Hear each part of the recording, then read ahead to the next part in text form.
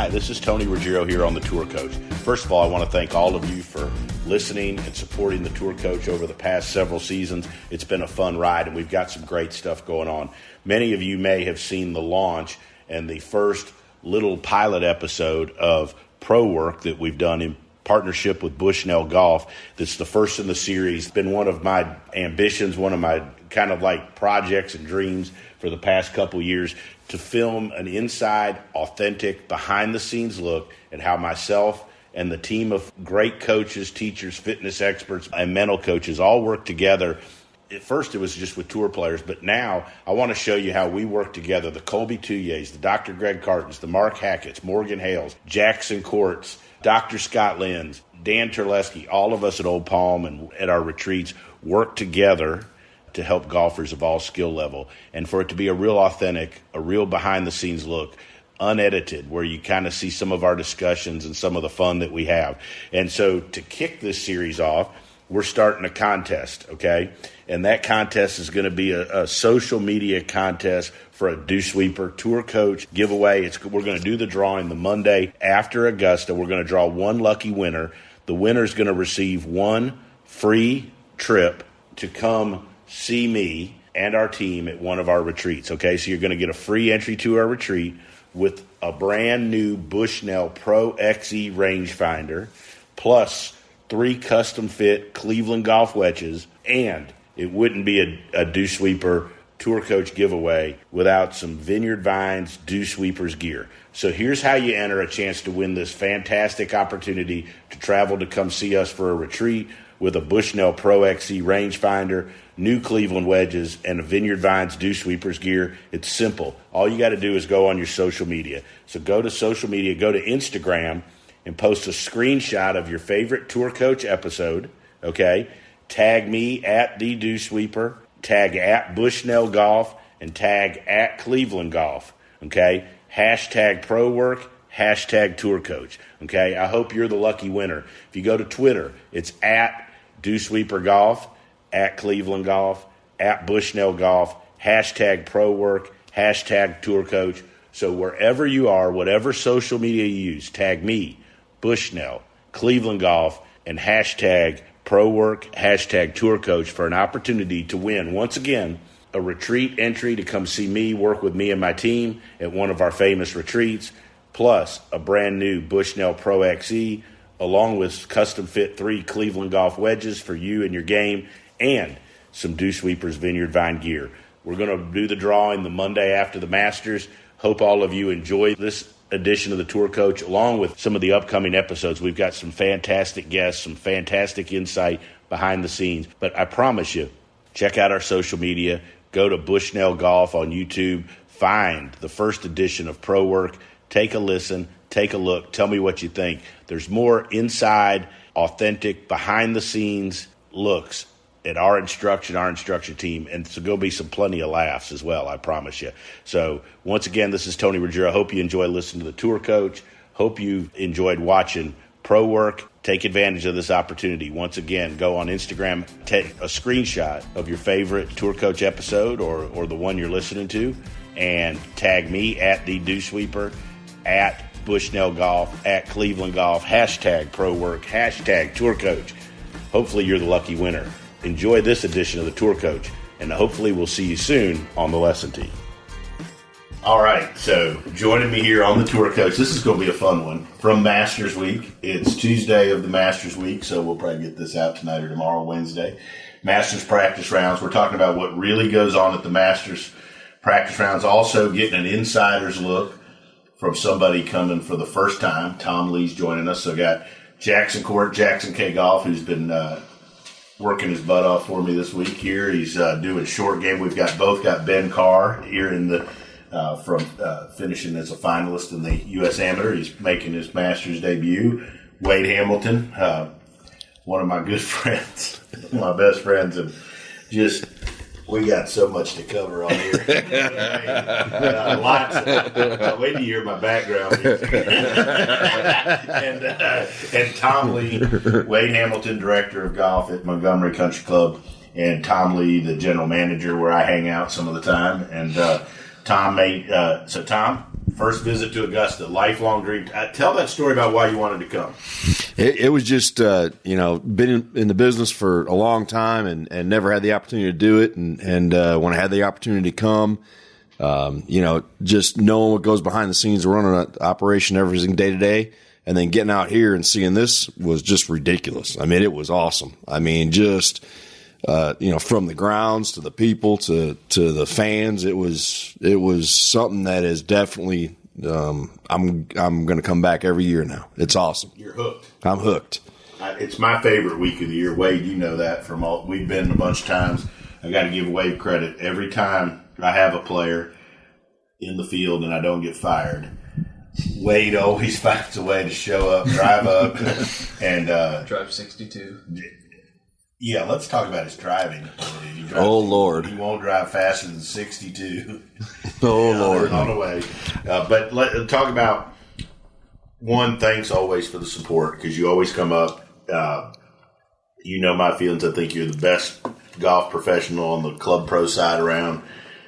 And that's not just because I want you to pay a little rent for this luxury house that we're in. But, so you've been coming for a bunch of years. How has the golf course changed from your point of view, or how has the experience changed from your point of view, since the last time you came up? Yeah, I can't remember, 2017, 18, I think was the last time I came up. 17, wasn't it? 17, wasn't that the Smiley one? I think Smiley was 16 or 17. And did you come after? I think I've been one time since then. And, but just over the years, my first year was 2000. First time I went up there, and, they bring you in a different spot. They've obviously changed the property a ton, from where you park, where you enter, all that stuff. And, Augusta National, they're super gracious to let club pros, PGA members come in and attend the thing. And so I'm always grateful to go there. And it's an incredible experience. Biggest thing that hit me today was how many people were there. It's incredibly crowded. There was a lot of buzz. Everything's well run, of course, like they always do. It amazes me to watch how they get so many people moving through concession stands and bathrooms and just moving people around the way they do, is always amazing to me. And then of course the grounds are incredible. It's not even like a golf course. It's like a painting you're looking at, or at Disney. Yeah. Work of art. Ridiculous. Yeah. Well, it amazes me. So we'll get to some of the instruction stuff with Jackson here in a minute. But Tom, so many first timers, everybody says what it's like, this, that, and the other. Like, very few people, unless you've been there, can understand, one, how hard a walk it is. It's an and so for people that are, Tiger fans out there, everybody's like, oh, he's, it's hard. That golf course, yeah. I haven't had my leg broken in 13 spots or whatever it is. I'm struggling. But I did have those good-looking shoes today. Those shoes were horrible. Yeah, they were. You could definitely pick Tony out. Made a statement. It was a good contrast with the purple shirt. But Tony's right. That valley, when you first walk in and you see that valley and you see all those holes out there and all the people and everything else, it's tremendous. It's awesome. So I thought Wade said something to you the other night, or last night, that was one of the things that he said that was true was, but was that, it's one of the only things I'd say in life, but in golf in particular, where things are built up and things are hyped and sporting events are hyped. And most of the time when you go to those things, to me, you're like, oh, that was really good. I had a great time, but it wasn't as great as I thought, right? To me, the Masters is the only thing that, especially in sports, that's gets this hyped up, and then you come to it and you're not disappointed. Absolutely. That was my biggest thing is okay, how good is this going to be? And then you turn the corner, you see that, and you're walking around, and you've heard this say before, but there's not a blade of grass that's out of place. There's no blemishes on the golf course. It's ridiculously, it's just, it looks like AstroTurf out there. It's crazy. They'll probably fine you for saying that. You're probably not going to be able to come back and call it AstroTurf. Okay, well, whatever. That's what it looks like, okay? Jackson. Dew sweeper. Mr. Dew Sweeper, do you? So, first time coaching at Augusta. Mm-hmm. Give me your impressions and your feedback and how it's been so far. I love it. The first tour event I got to go to with you was the Honda Classic in 2017. Mm-hmm. And you asked me the same thing when we walked away, what I thought. And I thought it was a circus, right? There's a lot of stuff going on. You've got, every player has their entire entourage with them. You got club companies doing stuff on the range, and Augusta's not like that, right? You go in there without your phone, and the player's allowed his caddy and one other person with him on the range at a time. And then you can't walk on the golf course with it. So I think that atmosphere and how it blends in with operations from Wade and Tom's standpoint is definitely different, but I think it's good, and also probably adds up to the hype and like exclusivity of it. Mm-hmm. Yeah. I think the one thing that people don't realize from when they see us on the range and stuff, one is how different that is from us from a normal tour event. Mm. Like first of all, normal. I can't tell you how many people are like, oh, you get to go inside the ropes. I'm like, yeah, I get to go on the range and the putting green and the chipping green. Other than that, I'm like every other patron. I mean, I walk outside the ropes. You don't get any closer to anybody on the tee, which is so different than any other tour event or any other major. Players Championship and the U.S. Open, they give you a separate credential to be able to do that, but you've got access. But here, there's so much less access to the players. But in a way, I mean, it's kind of refreshing and it's kind of nice, I think. Yeah. And so, go ahead, Wade. Yeah, I was going to say, when we were walking around, I mean, it was so nice to see however many thousand people were there. There's people everywhere, and there's not a cell phone on property. Nobody's buried in, holding their cell phones up, taking pictures of videos or, texting or whatever. Everybody just put all their devices down for however much time they were going to spend out there, and enjoyed walking around in a beautiful place and watching some of the greatest players in the world, play golf. And it was a practice round and everything. But, that is just, it's unique and it's special. And, I hope they don't ever adjust any of that. No, I mean, I don't think they'll change. So, Tom, we're going to you. So, list me 4 or 5 things that you were most impressed with from being a first timer. Well, just first, the attention to detail when it comes to the grounds and the buildings, and I don't know whether they were employees or whether they were the volunteers, but just the staff, the people were extremely polite, extremely informative, and I mean that was probably the biggest thing. I mean, you can't teach people to be people. And they got a ton of them here. And from, just, being in the bathrooms and have you ever seen a place where there's that many workers and they all seem happy to be there? Exactly. All of them. Unbelievable. All of them. That was the most impressive thing to me, because dealing with people and dealing with staff.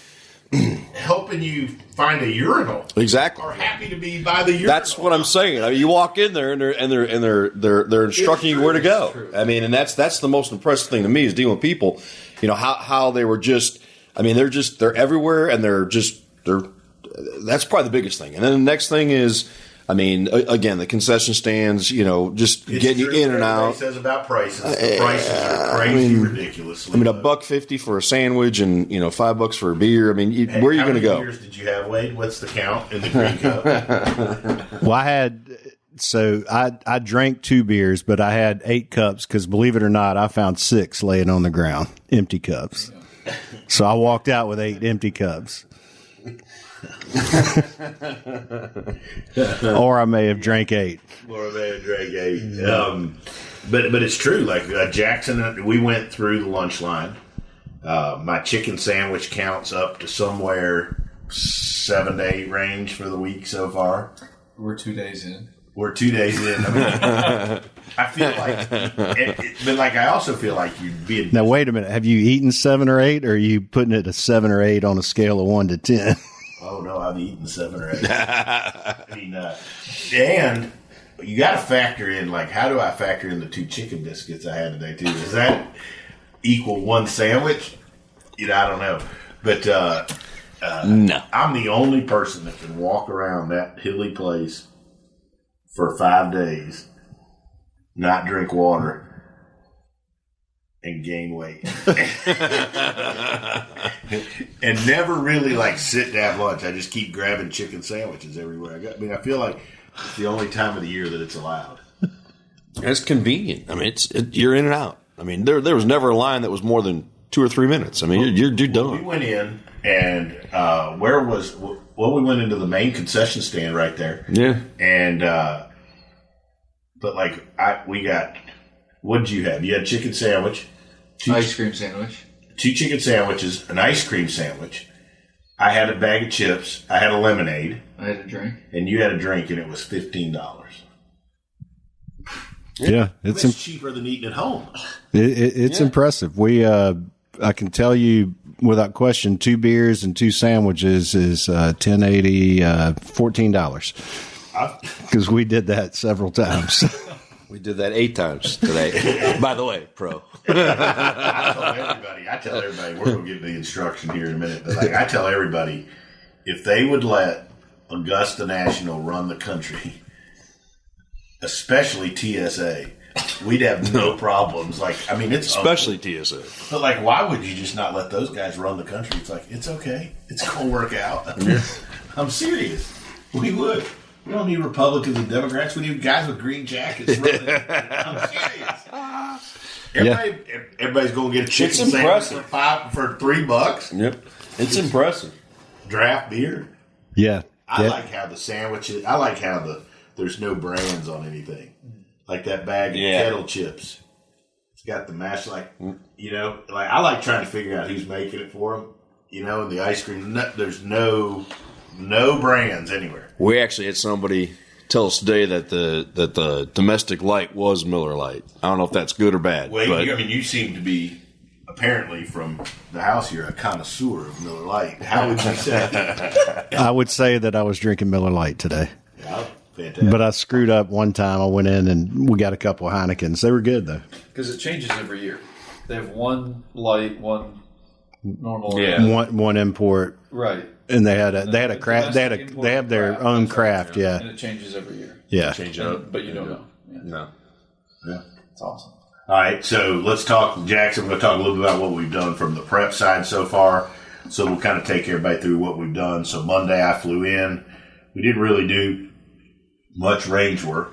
Ben played 9 holes with Larry Mize, Tom Hoagie, and Russell Henley.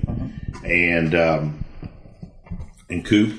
Coop's on the bag. We're going to have more from Coop later. Being just, I think everybody kind of wonders what goes on. But I think from us, and I'll let you talk about from the short game strategy, like my thoughts has been all week, like he's been playing great. He's had a second, a first, a second. And I've always thought with the guys I brought here, like we're probably not going to fix anything on that range.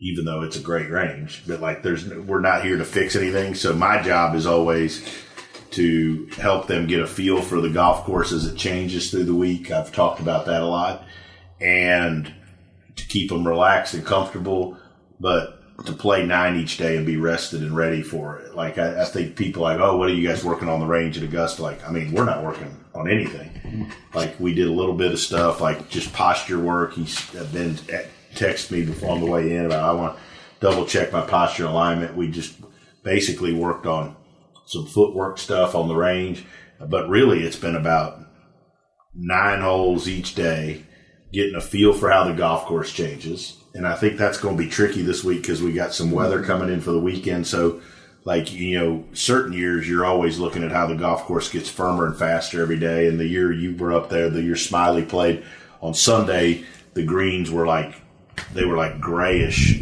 green. They had gotten so firm and so fast and so baked out. And that golf course played so fast because you remember that Saturday was really cold and windy. It's cold, windy, wet. Right. And then it just dried out. And so, like, the greens were real, slick. But, I mean, this year you don't know what's going to happen with that rain and that weather. Saturday, Sunday could be messy. So it may not change as much from the day, but it's more about preparing for what's going on in rest. So tell me what your thoughts are. Like, what was the game plan? You came in with short game for the week. Yeah. Well, I think you should rewind a little bit to our phone call we had back in December. Mm-hmm. And so we got Tony and Ben and myself on a phone call, and it was after he took, a couple weeks off from the fall season, and then we kind of used this game plan that he used at the Jones Cup to prep, and then we kind of hit reset after that as he had a bunch of golf leading up to the Masters, because he obviously had his spring semester, and then he had Canada Q School and his first tour start in Puerto Rico. Mm-hmm. So he had a bunch of golf, and I think, the prep work was started months ago, and thankfully I think he had on the short game side of things, he had a good place to work at Forest Heights in Statesboro. That they've got a little practice green, and they play country music right next to it. It's incredible. But it's a small green, super fast, super firm, tons of undulation in it, and it's actually, I thought it was great prep for here. So, I drove up there a couple times and just made sure that he was comfortable and had his speed drills really, and then we did a little bit of work with the pitching, but I think that stuff, my job with the short game is to make your job easier, whatever you guys are working on. The first thing I always ask him whenever I get there is what you guys are working on, and if we can do something with his wedges that makes it easier, we do that, and then we hit a bunch of different shots and start with his block work stuff so that he's got his stuff that he practices every day, and speed work, and then some drills so that he's got to put it to the test when he's on his own. I think another thing that we've done prepping up to this week is one thing that's a little different, but I wanted him to experience was getting him with Colby every day this week. Like, because kind of go into what we talked about with rest, and Tom, you know this and Wade from walking. Like, if you walk that thing for 7 days, like, you're going to get tight. You're going to get, and I think as much as any week, like, the treatment aspect of it, like, and so he's a college player, plays at Georgia Southern. Like, we've given him workouts, and he's been with us to see Colby down there.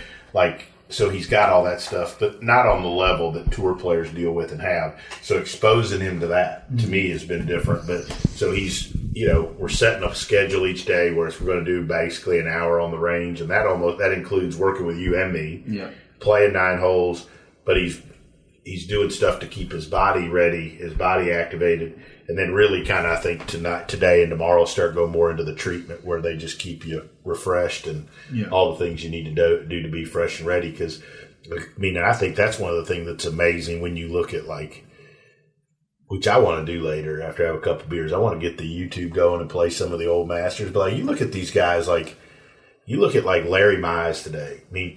I don't know how old Larry is. He's got to be a little older than us. The Google machine right there. 60? No, I think he's 65, 6. 65, so, 6. But like 67, 64. So he's 64. Just being able to walk that golf course 9 holes and then walk at 8. Then that's tough, right? It's a big deal. And he was out in the range. Right. And how about, such respect, too. Like, obviously, 64 years old, struggles hitting it as far anymore, right? That golf course is beyond what he has played. Like, out there grinding on the range with TrackMan, working on things. It just shows you why he's a champion. First of all, why he's won the sucker, And then, Jackson, I want you to comment. Like, of all the things I noticed was Larry Mize's chipping. Oh my God! His hands and his wedge play, and hands. Talk about what you see. Tell them about the chip on those ones on 7 the other day. 7 was incredible. He hit a couple shots early, too, in the practice round yesterday on the front 9. But even on the first hole, they've got the pin back left. It's up on the ridge. There's that shelf kind of over the bunker. He's short right, and he hits this high, soft one. I'm kind of like looking at it in the air like, I didn't see that. And it lands on the downslope on purpose, shoots it forward, and it rolls up there to like a foot. Wow. Like incredible. Just, I don't know. That one, I mean, that was the first hole I had just gotten out there, you know. Obviously, that one made my jaw drop. And then we get to 7, and I think 7 is one of my favorite holes out there. Oh, it's great. We need to ask him his favorite hole now that he's been there. Yeah. But, so 7, if you don't know it, you know, if you don't hit a good tee ball, you're not hitting it into the bunkers, you're chipping it short up next to the bunkers, and then you've got a tough pitch shot. Practice around the hole's back left. They've got a tee back right. He hits 2 pitch shots over a bunker, so you can't see the ball land. First one touches the hole to the back left pin, sits a foot behind it. And then the tee in the back right, he chips one up there to 6 inches. Yeah. Yeah. It's incredible. How about what Coop told us last night at that restaurant we went to? The Sports Center. Sports Center, 2 different words. You've got... Talking about the Sports Center Bar and Grill. Yeah. I love that place. 3 stories. 3 stories. Unbelievable burgers and fries. Absolutely. And only place we could really get in. Got sneaky busy late. Sneaky busy. 12 people. Okay, but it was good. But it was busy. But anyways, but remember he said to Ben in the middle of the fairway, Ben asked the number on 7. Yes. Yeah. And I thought this was interesting from a caddy. He said the only number that matters is the yardage to the middle of the green. And Ben was like, well, what about if the pin? He goes, it doesn't matter. If you hit it any other number than that, it's going to come back to us, and we're going to be chipping. So and he's like, I just would assume you play the number to the middle, if that's okay, right?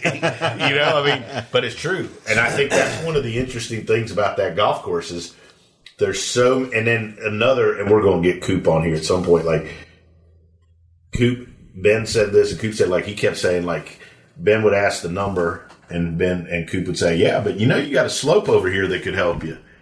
You know, we saw that walking around watching. Yeah. And Tom, I know you had to see it's way different than a lot of the golf courses that we play and that people that listen to us play, right? Is like you're aiming away from stuff, right? Because you know there's angles that you have to hit slopes and it just ricochets. Yeah.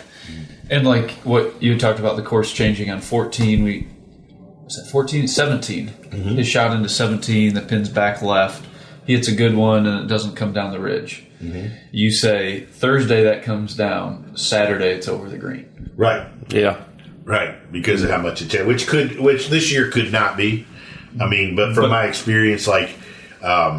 it's a testament to the course and to how good they are, because they can hit it in the same spot, and it plays completely different. The ball ends up in a different location. So, correct. Many of you will remember. I mean, you remember Kenny Perry hit that same shot, basically that Ben hit today, that went over the green, and that's where he lost the Masters from. Yeah, he didn't get it onto the green. Shot off the bat. Yeah. Was that who won it that year? Was that Angel Cabrera or was that? It was Cabrera. Playoff. But who was the playoff with? Was the playoff with Kenny Perry? I think it was Kenny and Angel. I'm 100% watching Ben Crenshaw win on YouTube tonight after a few more years. We're going to have a little party. How about Tom? You want to ask him his favorite hole? Oh, yeah. Okay, let's get to Tom. We can bring back the GM. Anybody favorite hole? Number 10.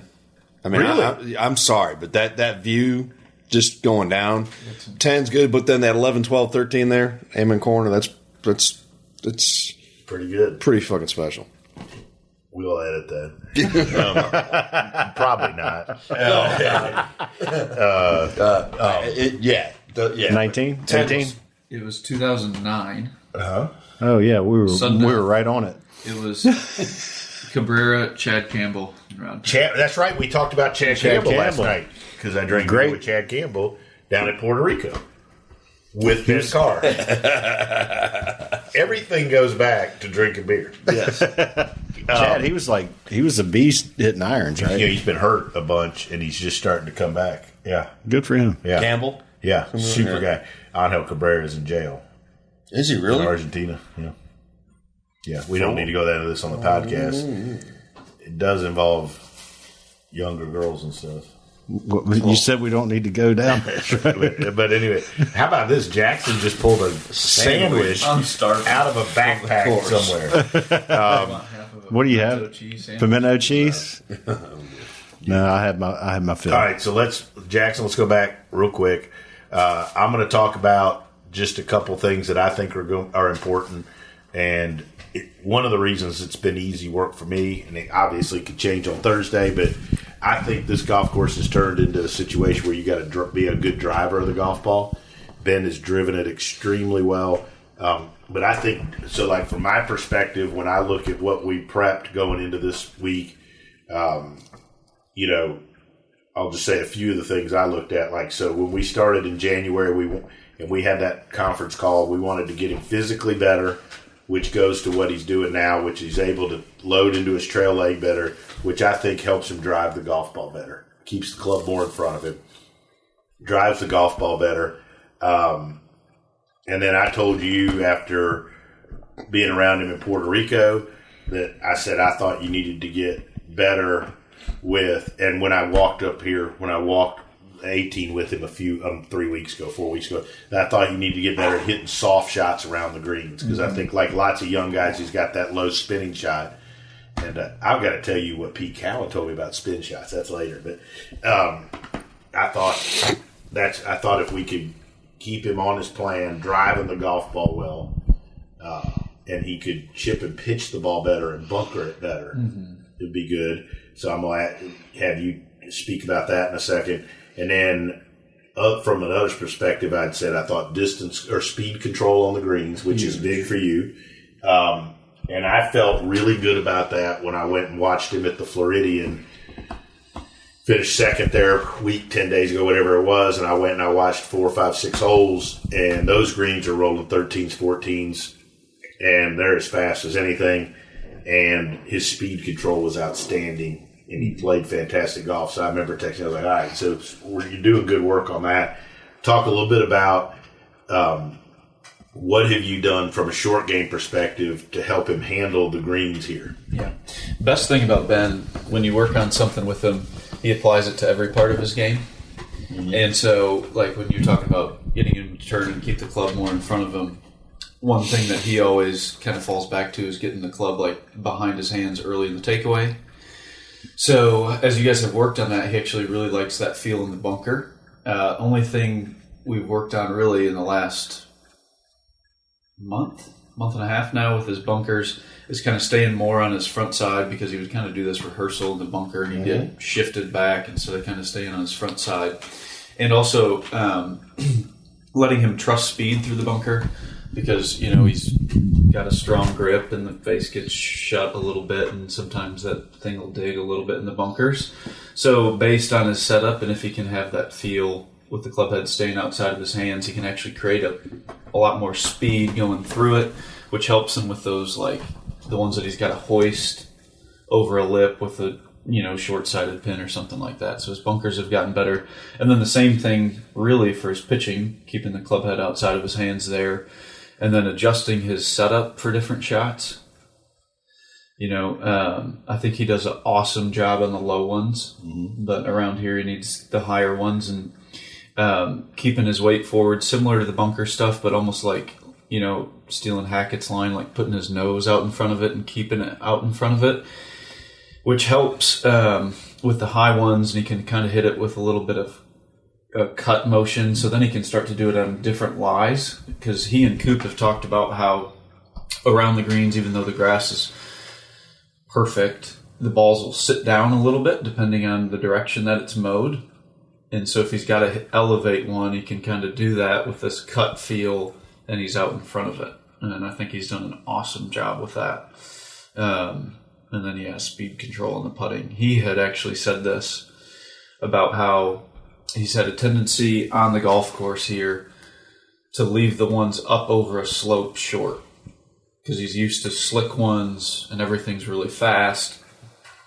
And then he gets a long putt up a ridge. It's on line, but it's just not enough pace. Yeah. Which is hard here because they're so fast going down the hill. Correct. Like everybody leaves them short. You put it another foot over that ridge and it rolls another 6. Right. So I actually think that's great if the course gets fast and firm through the weekend like it typically does. And then lastly, like we did some wedge work on the range today, which goes to, I think you got to drive it well, and I think you got to control your distance as well. You got to be able to control your distances with your irons so you can hit them in the right parts of the greens. Mm-hmm. And like as we talked about with Coop being able to hit the right areas of the greens. So we used the Launch Pro out there and noticed that product placement. Were you wearing Vineyard Vines? I was wearing Vineyard Vines, Asics shoes with a Shrixon hat, watching him use his Launch Pro for distance control. How is that? Let me get you a Miller Lite. They're not paying yet. They're not paying yet. We're still working on that. Or a Papa Pilar rum if they're out there listening. Anyways, so it was all distance controlled. But anyways, lastly, Tom, parting thoughts, anything? You're coming back next year, right, bud? I'm going to come back next year, but can I say something about Ben? Yes. Real quick.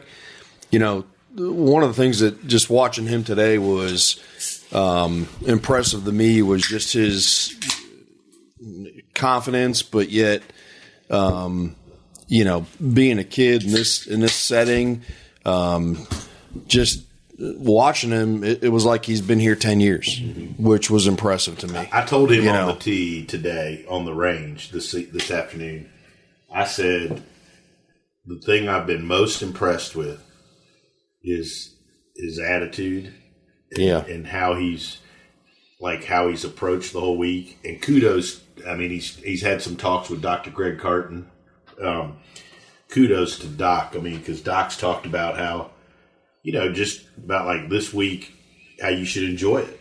And I think his attitude that he's going to play well, he's prepared, but that he really wants to enjoy the week and soak it all in, regardless of how he plays. Absolutely. And I think that's a huge deal. And I think that's good for parents listening out there with kids and people playing golf. Like, if you enjoy it, like, you're going to get more out of it. And that understanding that what he shoots this weekend doesn't define him as a golfer, whether he's going to be good or great or whatever, but that it's an unbelievable opportunity to play with the best players in the world, at the best place in the world, on a stage that you don't get the opportunity to very much. I said this to Wade earlier. I said every time I look at him, he's concentrating, but then he smiles. That smile is just, he's relaxed, he's having fun, and that's the biggest thing that I saw out of him today. So awesome stuff, good. Jackson. Any parting thoughts? Oh, I love it all, T. Great job so far. Now, if he 3-putts first hole, you're fired. Wade, any parting thoughts?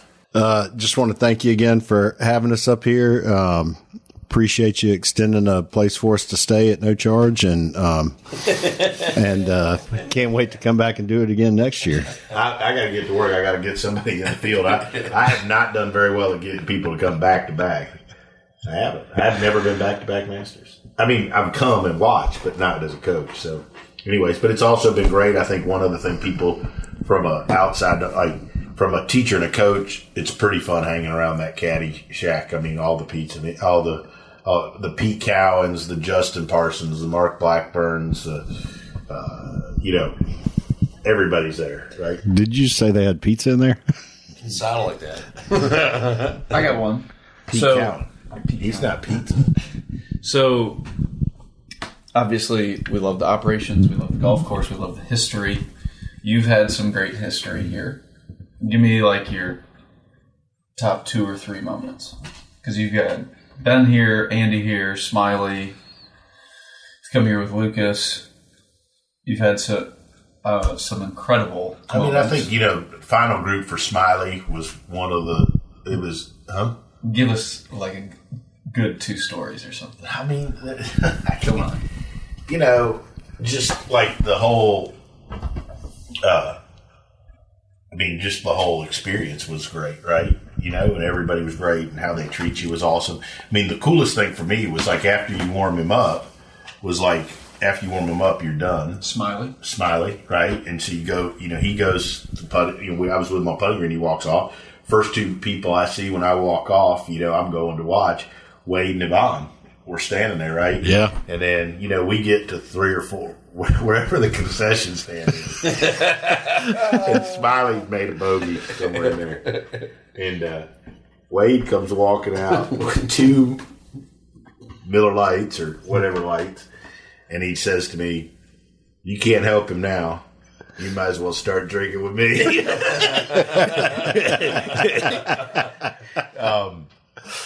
I thought another really good Augusta story was we were like on, I think it was maybe behind 5, or I think it was 6 with Lucas. Lucas turns around and Wade's got 7 cups piled up, and he's drinking one. Remember that? Yeah. But I mean, in all seriousness, we've been fortunate to be here a few times. Obviously, a bunch of guys coached here, a bunch more. But the guys we've had have played pretty good. Andy was low amateur.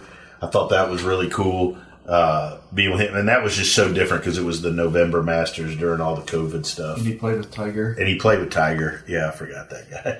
Yeah, but that was a really cool experience, and I thought the way Tiger treated Andy, and how cool he was to him was, and you could tell that like he helped him get on the golf course somewhat through that nervousness and that anxiety.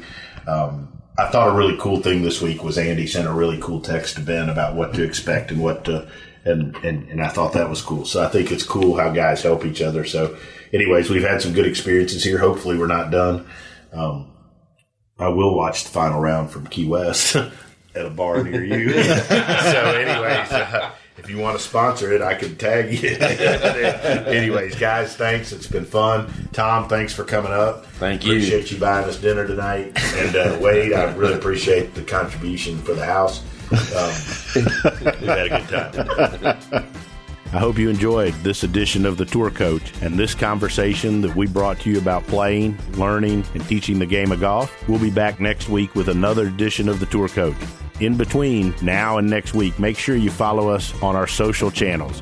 You can always find me at The Dew Sweeper on Instagram, or go to our YouTube page where you'll see a scene and a video from my teachings daily on our YouTube channel. You can find that by looking up Tony Ruggiero and the Dew Sweepers on YouTube.